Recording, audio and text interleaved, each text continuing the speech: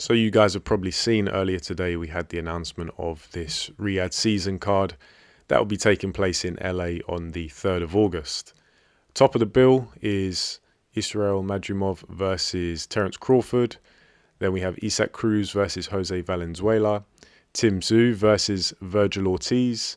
Andy Ruiz versus Jarrell Miller. David Morrell versus, I can't pronounce the guy's first name, but it's Hot Rod Kaladzic. And Andy Cruz versus Antonio Moran. Very good card.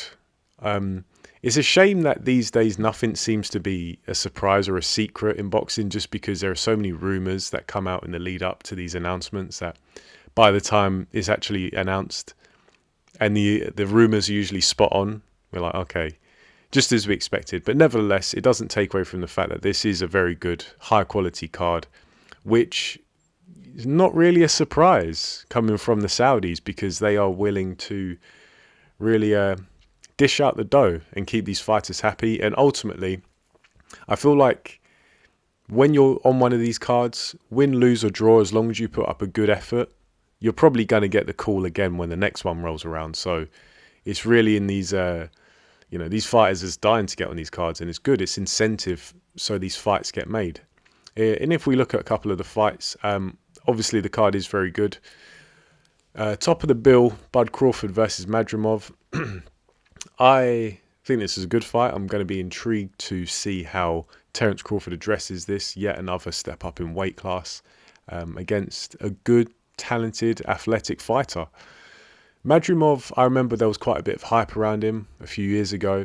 People almost making out like he was the next Golovkin. I never saw that. I never bought into that.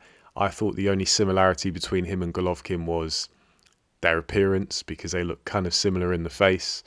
Other than that, I thought Madrimov was good, capable, athletic, talented, but I didn't see him really setting the world alight. I didn't think he was going to go on to dominate his division or anything like that. But hey, he's stepping up against Crawford, or rather Crawford's stepping up against him, but Crawford is the main man. He's established, at least at the weight class below, or 2 weight classes below, because he's been undisputed at 140 and 147. I think that this is a good fight. I'm looking forward to it. And I did talk about a few weeks ago or months ago that I found it a little bit disappointing that Crawford didn't seem to be interested in the Boots Ennis fight, because I personally think that Boots Ennis, he's a worthy challenger. And I think it's going to be a very good fight. I actually see this, I could be wrong, I see this as being probably an easier fight stylistically for Crawford than the Boots Ennis fight. So I do hope at some point he does fight Jaron Ennis. But, Crawford stepping up in weight to fight a champion at 154, I don't think you can really grumble too much, because it's not like he's going on to fight a complete pudding or anything like that. He's stepping up in weight and fighting a champion. I think that's acceptable in my opinion. But I do expect Terence Crawford to win comprehensively. He might not blow Madrimov away, but I think I'd be firmly picking Crawford. Tim Tszyu versus Virgil Ortiz. Now, Tim Tszyu coming off of a loss, of course. I don't mind this fight. I do like it, but Virgil Ortiz just seems to be so sickly these days, so unreliable. It's like, is he even going to make it to fight night? And if he does, what kind of state is he going to be in? So I think this could potentially be a really good fight, but I'm struggling to really get up for it just because we're so far away. And that's one thing, like this card has been announced for the 3rd of August. We're still over 3 months away before this fight, this card should take place. So we do have a little bit of a wait. Andy Ruiz versus Jarrell Miller, the resident heavyweights on this card. Gotta love some heavyweight action. Good matchup. I think probably a little bit overdue. This matchup should have happened a few years ago. Also as well, Andy Ruiz hasn't been that active. I think by the time this fight comes around, he would have been out of the ring for well over 2 years. Jarrell Miller, of course, coming off of a loss to Daniel Dubois in December. But maybe swings and roundabouts. If Jarrell Miller's been more active, but he's coming off a loss compared to Andy Ruiz, who's coming off a win, but has been inactive. If prior form's anything to go by, I'd be picking Andy Ruiz. I think he'll beat Jarrell Miller, although I do see this being a competitive fight and probably a good back and forth battle that might go the distance, might go rounds. And of course, the other fights, Isaac Cruz versus Jose Valenzuela, David Morrell versus Hot Rod Kaladzic, Andy Cruz versus Antonio Moran. I think the latter two fights are more of measuring sticks for both guys. Those are David Morrell and Andy Cruz, their fights respectively. Although Isaac Cruz, he's always fun. Pitbull gets stuck in, lives up to his namesake. Jose Valenzuela, that's the guy who beat Chris Colbert. Or no, he fought him twice, beat him once. I can't really remember those fights. But he stopped Chris Colbert last time out, didn't he?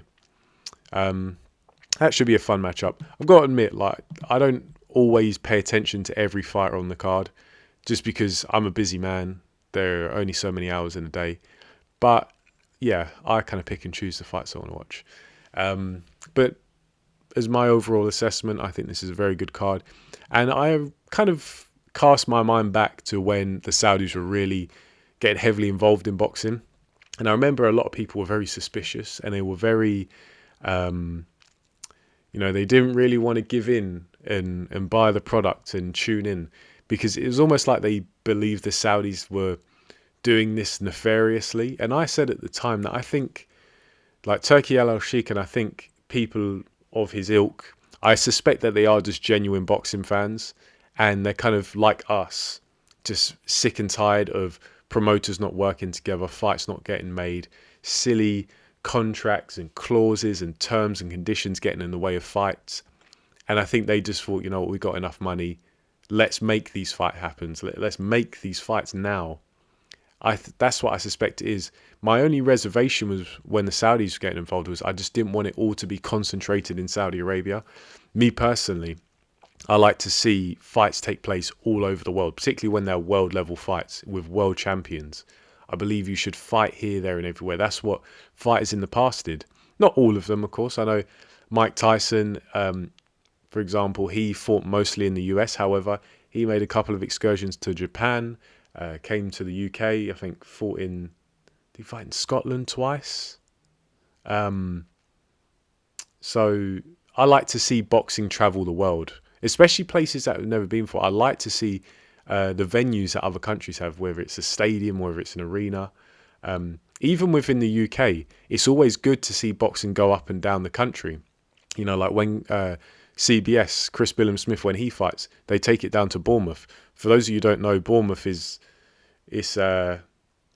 you've got some real nice sights there. I've never been there myself, but I've had relatives who go there, tell me all about it. Obviously, you see it on TV. I think they did the public workouts on the beach with the sunset in the background. It's a nice change of scenery. So I like to see boxing travel the world. LA, yeah, you get boxing in LA fairly regularly, but at least it's starting to branch out from Saudi Arabia, which I personally appreciate. I don't want it to be concentrated in just the UK and the US. I'd like to see even more